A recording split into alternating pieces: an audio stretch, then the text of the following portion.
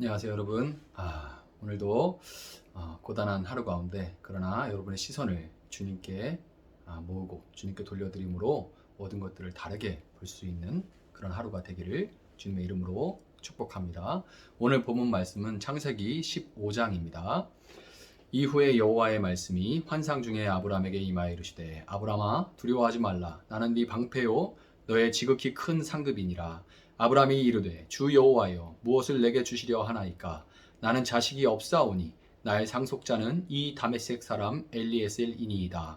아브라함이 또 이르되 주께서 내게 씨를 주지 아니하셨으니 내 집에서 길린 자가 내 상속자가 될 것이니라. 여호와의 말씀이 그에게 임하여 이르시되 그 사람이 네 상속자가 아니라 네 몸에서 날 자가 네 상속자가 되리라 하시고 그를 이끌고 밖으로 나가 이르시되 하늘을 우러러 무뼈를 셀 수 있나 보라. 또 그에게 이르시되 네 자손이 이와 같으리라. 아브라함이 여호와를 믿으니 여호와께서 이를 그의 의로 여기시고 또 그에게 이르시되 나는 이 땅을 내게 주어 소유를 삼게 하려고 너를 갈대아인의 우르에서 이끌어낸 여호와니라. 그가 이르되 주 여호와여 내가 이 땅을 소유로 받을 것을 무엇으로 알리이까.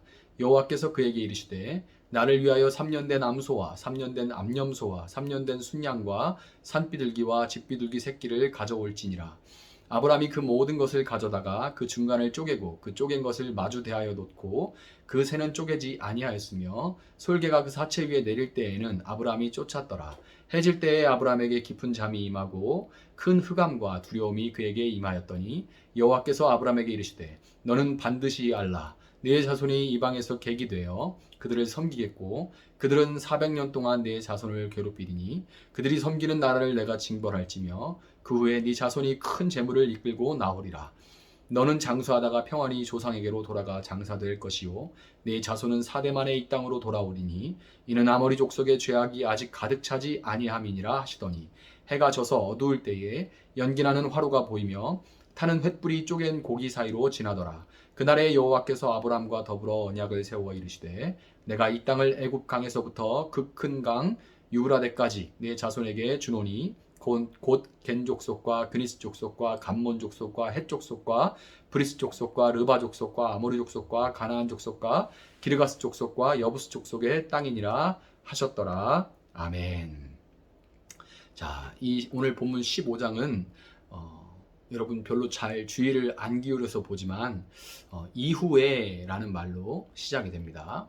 이후에 그 앞에 이야기와 14장의 내용과 이어진다는 그런 의미죠. 14장에는 어떤 일이 있었죠? 아브라함이 중동 전쟁에 가서 승리하고 롯과 그의 가족들을 건져내는 그런 일들이 있었습니다.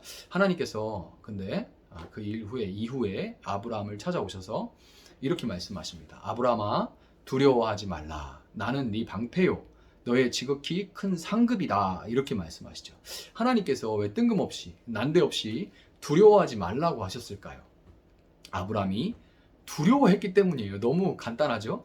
두려워하니까 두려워하지 말라고 하시는 거죠. 아브라함의 그 상태와 마음을 너무 잘 아시는 하나님께서 두려워 말라 그렇게 말씀하시는 겁니다. 대체 아브라함은 뭐가 그렇게 두려웠을까요? 집에서 기리고 훈련한 318명을 데리고 고대 중동 전쟁에 참여해서 게릴라전을 통해 승리하고 조카 롯과 그의 소유까지 다 찾아 돌아오는 혁혁한 전과를 세웠던 아브라함이지만 그것은 이 조카 롯의 생명이 걸린 일이었기에 앞뒤 가리지 않고 뛰어든 것이었고 그 후에 이 현실 자각 타임, 현자 타임 이 찾아왔던 거예요. 생각해 보니까 이거 진짜 큰일이거든요. 치안이 발달하지 않은 고대 사회에서 자신은 나라들의 틈바구니에 끼인 소수에 불과했고 자신을 둘러싼 나라들은 전쟁 이후 망신살이 뻗쳐서 이게 뭔 망신이에요.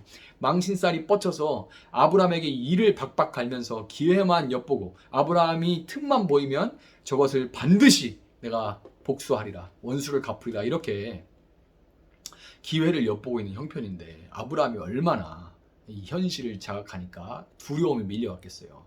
더군다나 아브라함은 아직 후사가 자손이 없었습니다. 그 말은 자기가 죽으면 대가 끊어질 뿐더러 창세기 12장에서 너로 큰 민족을 이루겠다고 약속하신 하나님의 약속도 다 허사로 돌아가는 일이라는 그런 의미인 거예요.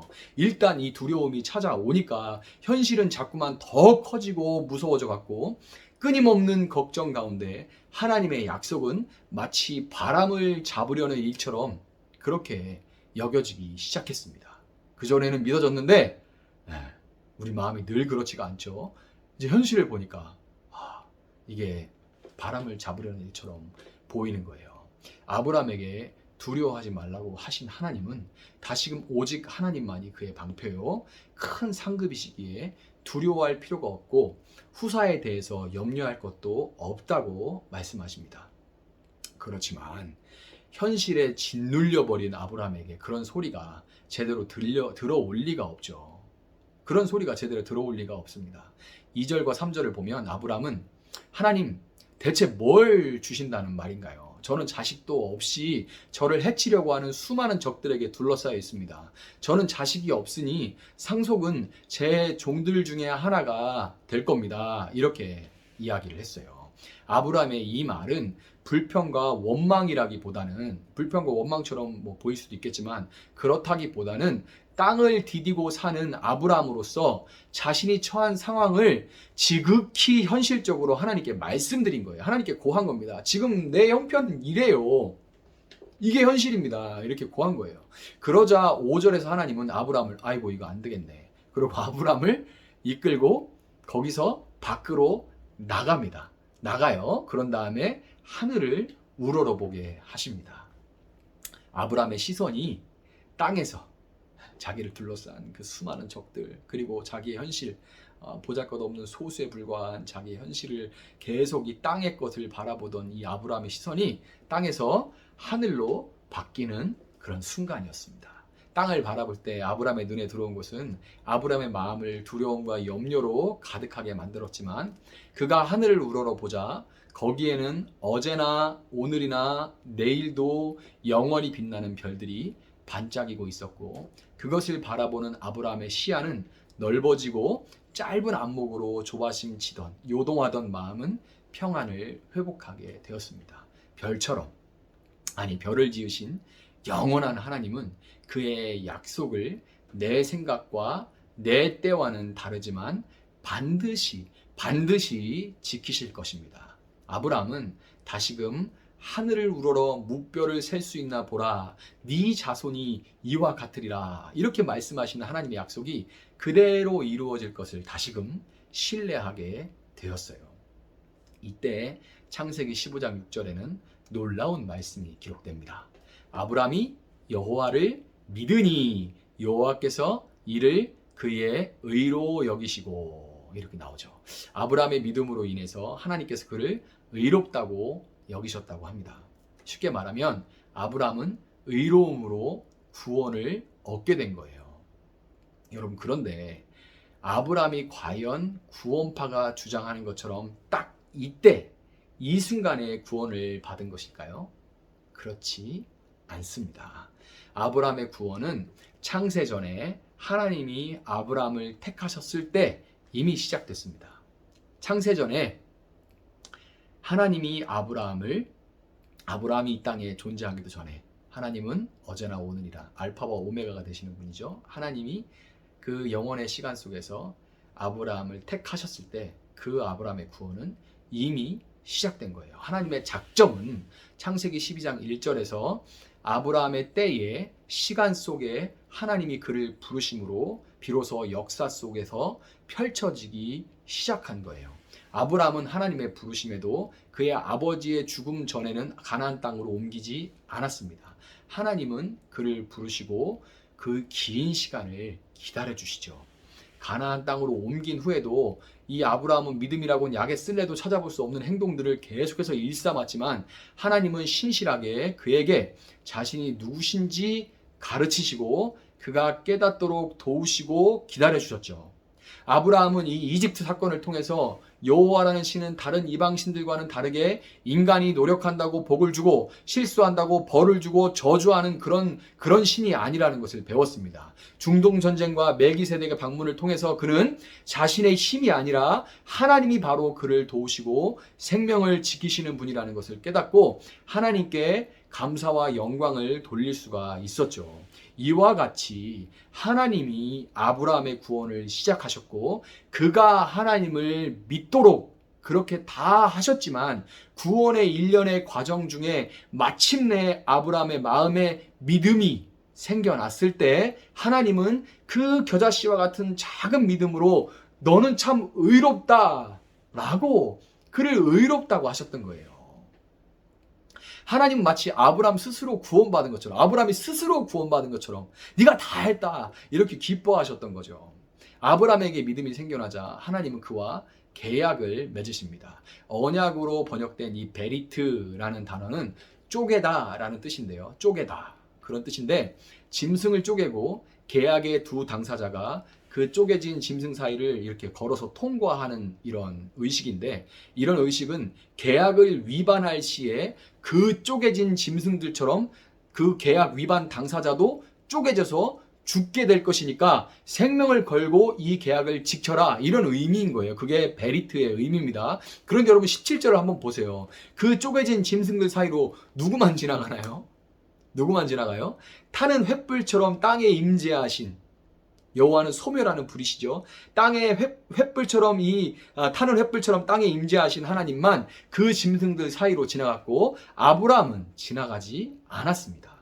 하나님은 이미 알고 계신 거예요. 그 언약을 아브라함은 지킬 수 없고 반드시 깨고 말 테니까 언약을 깨뜨린 이 죄값은 대신 당신이 죽음으로 갚아야 한다는 것을 하나님은 이미 알고 계셨던 겁니다. 그 후 아브람과 이스라엘의 역사 그리고 또 우리 자신의 삶을 보면 알지만 우리는 믿음이 생겨나고 구원받은 하나님의 백성이 된 후에도 결코 스스로 약속을 지킬 수가 없는 존재입니다. 저는 하루에 한 12번 정도 깨는 것 같아요. 그래서 그 대가를 하나님이신 예수님이 십자가 위에서 짐승처럼 쪼개지심으로 대신 갚아주신 거예요. 여러분 하나님은 우리가 그분을 알기도 전에 우리의 구원을 시작하셨고 우리의 형편없는 실력에도 불구하고 신실하게 그 구원을 이루어 가시는 분입니다.